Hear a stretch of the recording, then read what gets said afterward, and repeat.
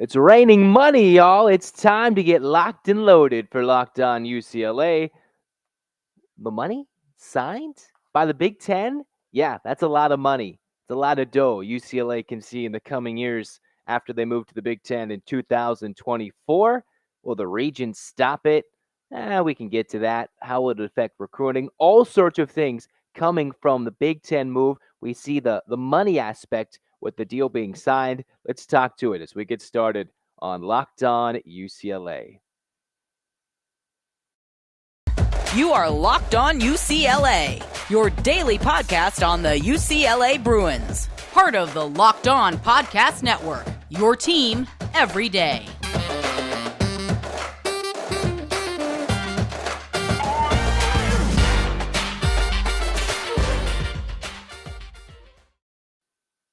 Hey everybody, it's Zach Anderson Yoxheimer, your host for Locked On UCLA, D1 play-by-play broadcaster, and diehard UCLA fan. Once again, thanks for making Locked On UCLA your first listen each and every day. It's free on a variety of platforms wherever you get your podcasts. And we're on YouTube now. Go check out Locked On UCLA on go subscribe, give us some likes, comments, and soon enough we'll get that show Twitter up and running. Otherwise, you can tweet at me at Zach and Yox if you want some interaction for some UCLA news.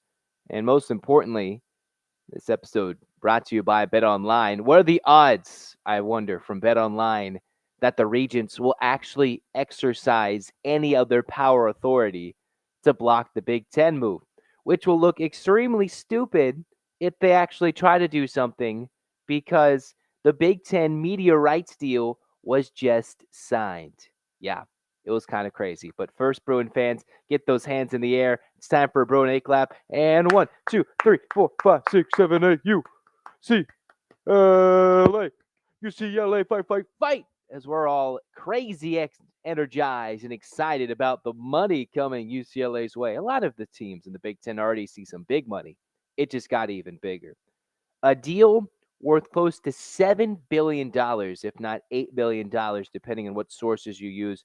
It starts officially on July 1st, 2023, and when that new media deal starts for the Big Ten.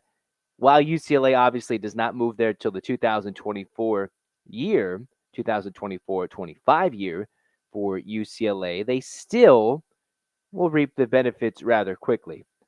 The reason why the Big Ten wanted this new media deal, trying to figure out which media networks will play their games, they wanted to own a lot of the windows. When you're watching, you can see there's the windows. There's the 9:30, 10 a.m. What Big Ten is really emphasized is owning that big noon kickoff, that Big Ten on Fox, which is what they wanted. ESPN has generated some content with the game day, but now the Big Ten's fallen away from game day, and the conference has ripped away the CBS media rights. SEC going straight to ESPN, Big Ten flipping to CBS. Those two conferences will flip with their media rights in 2024, which is why the kicker of this deal helps when UCLA advances and moves to the Big Ten in 2024. And then a surprising add-on, NBC with Fox and CBS. Those three networks will alternate every other year or every third year, mostly between CBS and Fox, but NBC getting some love in addition to their Peacock channel with hosting the Big Ten Conference Championship game in football. They wanted to own all those windows between the 12 p.m., the 3:30 in what's considered prime time, and while Fox would get that midday game, CBS that time usually where they would host those SEC games, and then NBC, what they're trying to do is replicate, at least the Big Ten's idea, is replicate the Sunday night football just on college football on a Saturday night, which we've seen Game Day and ESPN do for their primetime kickoffs. But ESPN has put their money and all their eggs in the basket of the ACC football games and the SEC, which they already seem to post a lot of content for the SEC. Now they own those rights, and the Big Ten wanted to own separate windows, which is important for them. That allows each school in this deal to get around $100 million annually, about 80 to 100 from what I've seen in separate reports. But if UCLA what this means for them, if they can get $100 million from this report, that just means in addition to the enhanced exposure, you get so much more money as opposed to sticking in the Pac 12. Just think about it. All these teams getting $100 million, and UCLA, who is in a what is now considered widely the last decade or so, a struggling Pac 12 conference, as they get more money each and every year, they can help save themselves from that $100 million athletic department debt that they've accrued over the years. That now they can support all the Olympic sports, all the non revenue generating sports, which, while each team has their own magic, all fun and dandy, it's you got to provide money somehow, some way. And in the end, college sports, especially college football and college basketball, has gone the way of just money grabs and taking money and making money. Who can make the most money some way, somehow? And while there's teasing about now maybe paying the athletes themselves, Chip Kelly made a little quote, says he's for it. A lot of this money's got to go somewhere, a lot of it to the schools. When you make $7 billion and you've got 16 institutions to distribute it, and each school gets close to $100 million, man. The Big Ten, prior to the pandemic in 2019 and 2020, in that fiscal year, each institution averaged around 54 and close to $54.5 million. You almost double that for Big Ten schools. For UCLA, they had the choice between either losing almost a third of their revenue, according to this UC Regents report released rather recently, or you can go make a lot more money, not just lose money, you gain money, and practically in 1 year with this new media deal, it wipes out that debt, simply cuts it in half and says, no, we're good, which is what UCLA can see going forward, how it can impact recruiting. And while that's been talked about, we have a recruit that's decommitted, not UCLA, but from Cal, which is, also the joke from the UC Regents meeting, how the move for UCLA would affect Cal. Well, we've seen it affect them already in recruiting. We'll talk about that next. But first, some words from our friends at BetOnline. BetOnline.net is the fastest and easiest way to check in on all your betting needs. Find all your favorite sports and events at the #1 online source for odds, lines, and games. Find reviews of every league, including Major League Baseball, NFL, NBA, NHL, combat sports, esports, and even golf. BetOnline continues to be the top online resource for all your sports wagering information, from live in-game betting, scores, and podcasts. They have you covered. Head to BetOnline today or use your mobile device to learn more about the action happening today. BetOnline, where the game starts.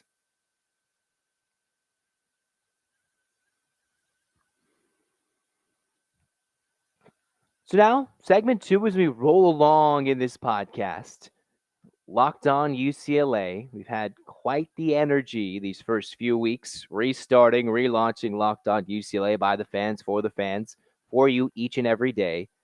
Interestingly enough, as we dive a little deeper into this Big Ten media deal and why all this conference realignment is so important to UCLA going forward, and I know even for myself that it doesn't feel right losing out on all these West Coast rivalries like the Stanfords and the Cows, the Oregons and Washingtons, and even the Oregon States, Arizona States, Arizonas. Colorado and Utah have had their fun share in the last decade as well, Utah being a nice football program since they've moved into the Pac 12. But for UCLA, the move was clear for their athletic director and their department, Martin Germain, saying, hey, how can we pass up such a gift of an opportunity? It's already making its impact, as we just discussed in that first segment, $100 million. In that UC Regents meeting, it was a lot of it spent on how UCLA, how it would affect their student athletes, how it would hurt the other UC schools, limited impact outside of Cal, and how does their delegation of power, authority work out? Well, going more towards the Cal side of things, UCLA has already seen the benefit in recruiting, kind of. Not exactly just yet. A 4-star recruit, RJ Jones, a top-tier safety, a 4-star safety in the state of California, currently plays at St. John Bosco, one of the top teams in the country nationally. And while we don't have any national high school football championship, Bosco's among the top tier there, and Jones playing for that program. He was committed to Cal, just decommitted, and in a recent interview to 247 Sports with Greg Biggins, it was a nice little interview in which he said he doesn't know what this realignment in the college sports landscape will look like. The realignment where a lot of schools are changing conferences. He did take time to note UCLA, saying they recruited me, a great school. He liked Chip Kelly, and he said it's a great move for them since they're moving to the Big Ten. This is not exactly word for word. There will be a lot more resources poured into the school. There will be, and that's the reason why UCLA made this move to the Big Ten. And with Jones, the four-star now decommit to Cal, who it would be a big get for UCLA, he said, for Cal's sake, I'm not sure what they're going to look like in a few years. I need to reopen in my commitment. And while he still likes Cal, you can already see how the shifting landscape might rethink what these recruits think or what these guys who have committed, maybe not signed yet, but what they've committed. And for Jones, he's already made it clear for UCLA they've got to step up by moving to the Big Ten, and how there's all this talk about how a lot of this SoCal, California talent keeps going to these bigger schools, whether it be to the Big Ten. A lot of big players going to the ACCs, starting at Clemson, or Bryce Young to Alabama in the SEC. Now UCLA can go in their own backyard and try to recruit, whether it's the transfer portal, get guys back home from, across the country, or start hitting those high school recruits. I know Chip Kelly recently said he wasn't fully going after high school recruits, which may have rubbed some the wrong way, may have not, as he's going a lot after some transfer guys, some D1 guys with experience, while this current roster has a lot of experience looking to capture a Pac-12 crown. In the future, they'll soon be going after a Big Ten crown, as Chip Kelly doesn't want to talk about it. He wants to focus on this year, which is rightfully so. A very old roster who wants to compete for a Rose Bowl this year. But all the focus has to transition going forward for UCLA with moving to the Big Ten. Jones, with his words in that interview talking about how he decommits from Cal, he still likes Cal, but imagine if UCLA stayed in the Pac-12 or didn't make this move, or they're maybe barred from moving, or they're, held some way, somehow from moving in some way, somehow. Kind of repeating myself there, but UCLA, they now can get 3 separate networks where they can have primetime football games to show recruits. Jones, being one of these local guys, already saying, I'm going to have to take a look at the UCLAs now. He still has plenty of other recruiting options, a good DB from St. John Bosco. But for UCLA, that's already a benefit. You see guys decommitting from Cal and then saying, oh, UCLA moving to the Big Ten, that's big. And these recruits now think differently with the NIL, with potentially getting paid to play maybe in the future, with this $7 billion deal being signed by the Big Ten, lots of media rights, and the NIL will already be monumental being in LA for UCLA, maybe soon to be recruits, future recruits. But for the Bruins, already seeing the impact with one decommitment from Cal and UCLA, which is funny, right? UCLA and Cal being intertwined back and forth in that UC Regents report, where they're maybe flexing their muscle and trying, as we've already discussed, but we'll go again into a little depth here with the media rights signs in this next and final segment, how UCLA could face some trouble going forward and why it would be bad for the Regents and the UC leadership to try and stop this deal, seeing how much more money UCLA can make as we come back with Locked On UCLA.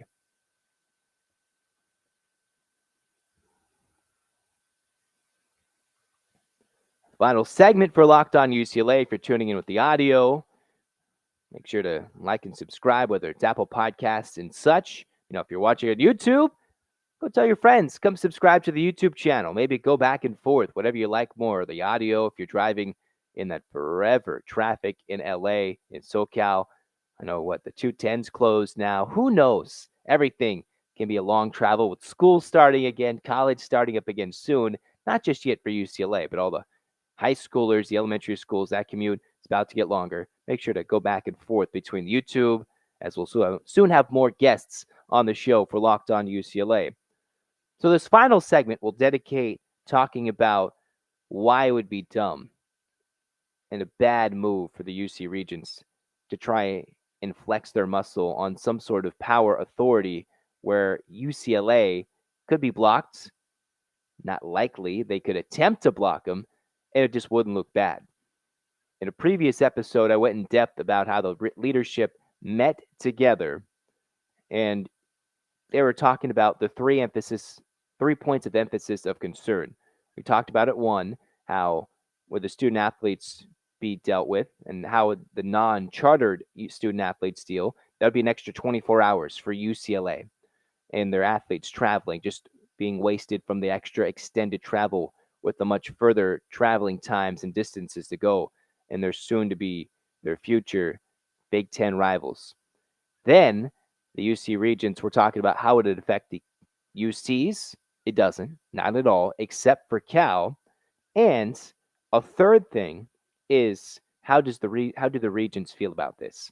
Well, we talked about how only Cal would be affected. The other UC schools, either mid-majors such as the Big West, or not even D1s, or NAIA, not even the NCAA at all, would be affected from UCLA benefiting from moving to the Big Ten. Only Cal, who is going to lose 30% of the revenue that was registered in this UC report. We bring it up again.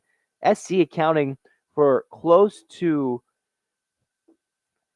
10 million that will be lost by these Big Ten and by the Big Ten move. So for UCLA, they say, hey, we can add a little more with UCLA leaving. It's estimated up to 13 million that some of the Pac-12 schools, up to 40% of that media revenue, the other schools will lose from UCLA going. So it's an easy move. You can lose $9 million on a deficit of over $100 million, or you can go make $100 million annually, starting with that new deal for the Big Ten that started in 2023. And for UCLA, they moved to the Big Ten in 2024. Immediately, regardless of what these next 2 years look like in the athletic department, they're all building maybe some cost-saving measures. Who knows? But as the four-star recruit, R.J. Jones, already pointed out, very wise anecdote and quote from the high school kid himself, a lot more resources will be poured into UCLA. Okay, that sounds good, right? For Bruin fans, maybe some upgrades to some on-campus places, whether it's arenas. I know there's the Wallace Annenberg Stadium. There's Pauley Pavilion. Maybe there's more upgrades to there. Who knows? Add practice facilities, UCLA, everything. There's so many things that could be affected for the positive for UCLA.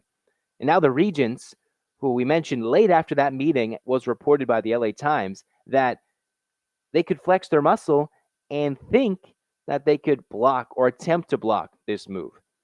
They didn't say they would, but they say they're weighing all their options, the UC Regents, the leadership, and that would be just completely dumb. It's funny, right, that the media rights deal was broken, how it was signed the day after the Regents meeting.